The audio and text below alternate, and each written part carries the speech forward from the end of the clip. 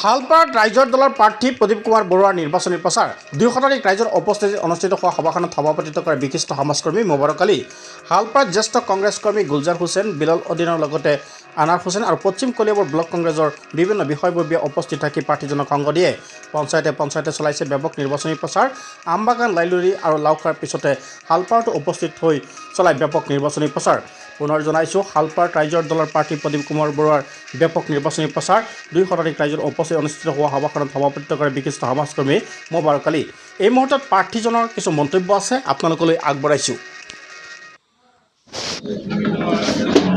আমি আজি ৫৭ নং কলিয়াবৰ সমষ্টিৰ আমাৰ লাইলুৰি আৰু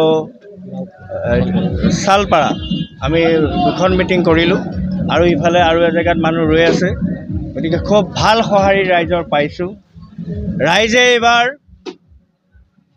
অসমৰ ৰাইজৰ লগত এইবাৰ আমাৰ কলিয়াবৰৰ ৰাইজেও অসমত চলি থকা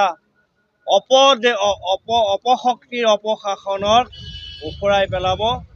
আৰু কলিয়াবৰত মই আপোনালোকক আজি এটা কথা স্পষ্টভাৱে ক'লোঁ যে চামগুৰি এইকেইটা এলেকা চামগুৰি সমষ্টিৰ এইকেইটা এলেকা কেতিয়াও পৰাজয় মুখ দেখা নাই। কলিয়াবৰক উদ্ধাৰ কৰিবৰ কাৰণে ভগৱানে আল্লাই এই চামগুৰি সমষ্টিৰ এইকেইটা পঞ্চায়ত কলিয়াবৰ সমষ্টিত অন্তৰ্ভুক্ত কৰিছে। আৰু এইবাৰ চামগুৰিৰ হেঁচাত কলিয়াবৰৰ হাতী ৩০ বছৰে এই হাতী এইবাৰ চামগুৰি ৰাইজে ঠেলি হেঁচি কাজিৰঙা জংঘলত ভৱিষ্যতৰ কাৰণে একেবাৰে আবদ্ধ কৰি দিব। এইটো খাটা।